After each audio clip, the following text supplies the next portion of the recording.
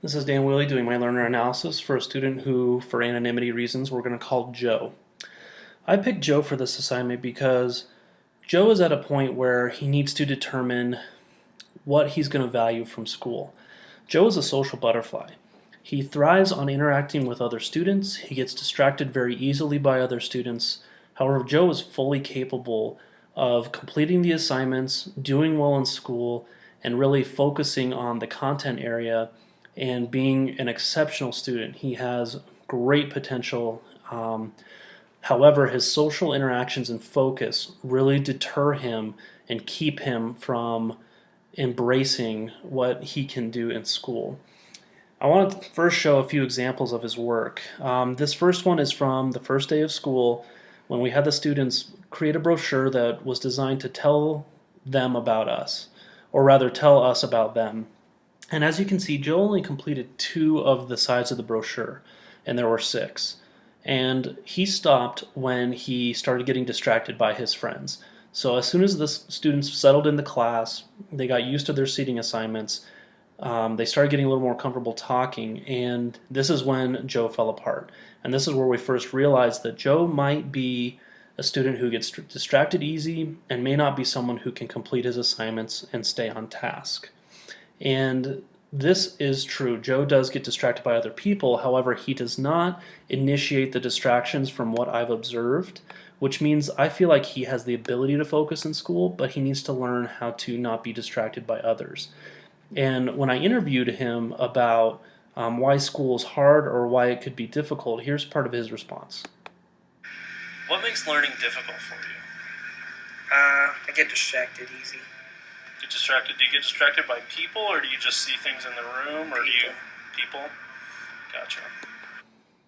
And this is something that Joe will need to work on as far as having the ability to stay focused on school and not get distracted as easy. However, I believe that teachers need to embrace the ability to reach students by using their natural gifts and desires in the classroom.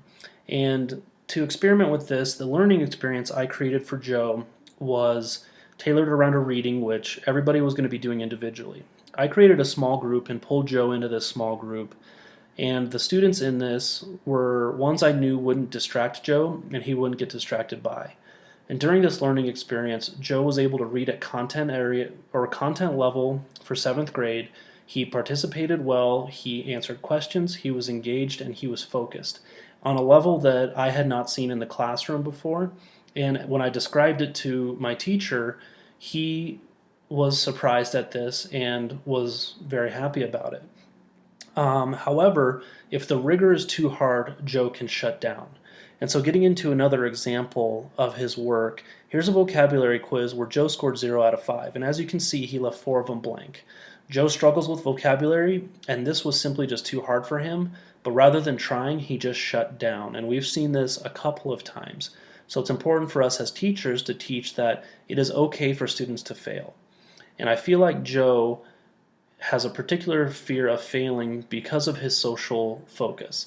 He doesn't want students to see that he can fail, he doesn't want to seem vulnerable, and he wants to keep up this persona and image of someone who can do anything and everything. And when he can't, rather than admitting it, he'll simply brush it off as stupid or something he doesn't need to do. For the students or our peers that are around him to see he could probably do it, but he's just choosing not to because he's confident. Now, however, here's another example of a test that he took where he scored 11 out of 14, and he felt confident in the content area. He scored very high, he filled out every question, every answer, and he didn't shut down. So I feel like if we can just encourage him to be confident, that his scores will go up as he'll be willing to at least try, and this is a skill that he'll need especially in life. Another example of Joe being able to demonstrate his learning here is on a summative assessment for a unit where they did a writing exercise. He scored a 69%, which is actually high for how my clinical teacher grades. And here's also the rubric and the scoring, and you can see that if he just tweaks a few things, he'll be able to score much, much higher. And so Joe is a fully capable student. However, it's getting him to focus and really seeing the benefit of school. Here are a couple of Joe's assessments, starting with his STAR reading score. He reads at a second grade, second month reading level. However, this is inaccurate. Joe, as I saw in the little mini lesson that I created for him, he's fully capable, but he has to be interested in the subject and passionate about it, and he'll perform better. Here's a clip from the interview I had with him, asking him about his favorite subject. What's your favorite activity or subject in school? Science. Science. How come science? Because I usually would be onto that, like, chemical and, like, mixing, all of that. Okay. How are you doing in that class? I think I have a C. Okay. And he did have a C, and this was his higher score. And C's are actually encouraging for students at our school because they're passing. And when I spoke with his science teacher, I spoke with all of his teachers. She indicated that he does do well, he does stay focused, but when he gets distracted, he does become a problem. Um, his focus and his engagement in that level is much higher than the other classes. As I saw when I did follow him and shadow him, he enjoys the sciences and he is passionate about it. However, Joe, again, focusing on social, teachers he connect with are the ones that mean the most to him. And I did ask him if he has a favorite teacher or someone that stands out in his mind, and here's his response to that. You ever had a teacher that just sticks out as far as being a great teacher? Like a teacher I could talk to. A teacher you could talk to, something you just liked about him?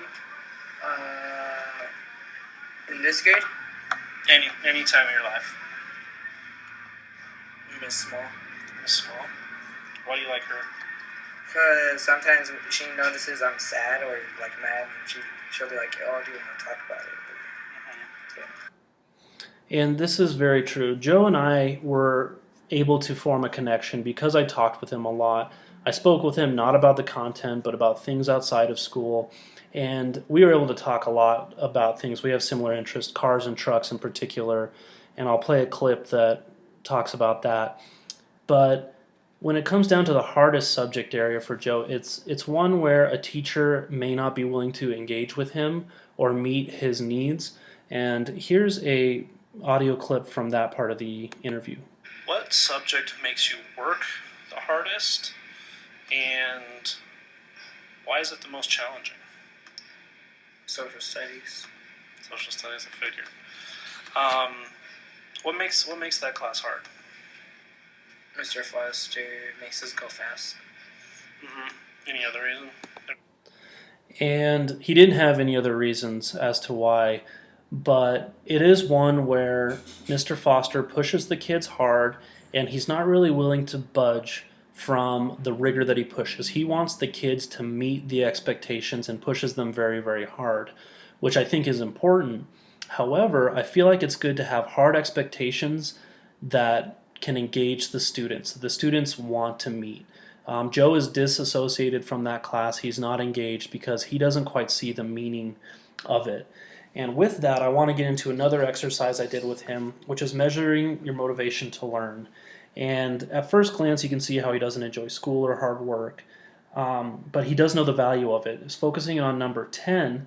I believe that going to school will help me be successful. He circled very often. That's the only time that he circled very often. And he understands that school is important and it can help him create opportunities. This is where I feel like teachers need to learn to mold the education to fit the students rather than the students fit the mold of education. And this is the biggest thing I learned from Joe, is that we need to find ways to challenge ourselves so that the students can succeed. Joe is a great example of a student who can do very well, but he won't do it in a traditional education style or format. And getting into that a little bit more, the most engaged is when we were able to talk about things that almost didn't have to do with school. So if we could bring things that don't have to do with a standard education into the school, I think he would be more engaged. And here's an audio clip from us just simply chatting and talking.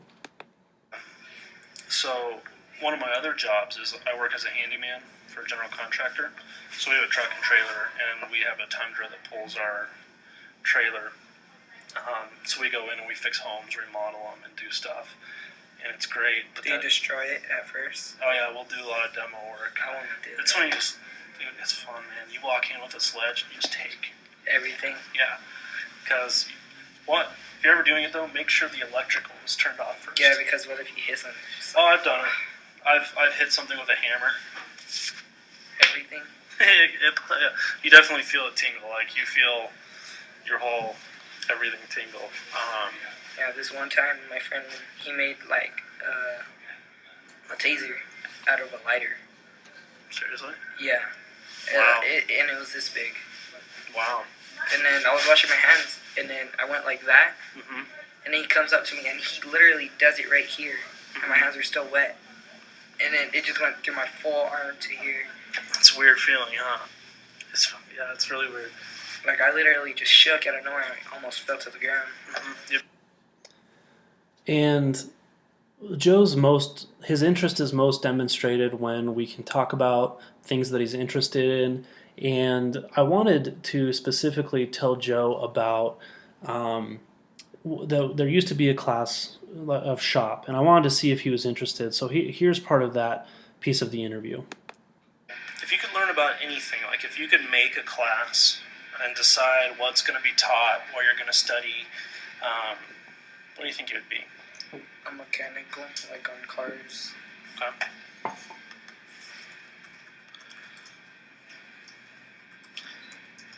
Do you know they used to teach a shop class? Or what shop? School like used a to shop. have, it was basically shop. It's where you would learn to change oil, you would learn to work on cars, you would learn woodworking and everything. And we don't have that anymore. That sucks. Mm-hmm. He was very disappointed when he learned that that's not offered in too many places these days. But that would be a class that Joe would thrive in. I think he would be focused, enjoy it, learn, do very well at it. And so that's really all I have about Joe. But what I took away from this learning and everything that I learned from Joe is that we need to be focused on the students. It reinforces everything we're learning in this program, that it's a need to know our students, know what they're passionate about, know their learning styles, be able to provide instruction and learning exercises that are really tailored to what they need, and to scaffold everything we do around what we can do for them. That it's not their responsibility to meet our needs, it's our responsibility to meet their needs. And Joe was a great example of this. I really enjoyed learning more about him and following him around for a day and just gathering the materials, all of his demonstrations of work and analyzing it.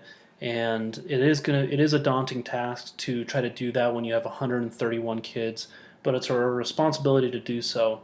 And so I look forward to building a classroom that is designed around the needs of the students and learning more about them and spending as much time as I can trying to get the students to learn, to encourage the ways that they naturally perform and demonstrate their natural abilities.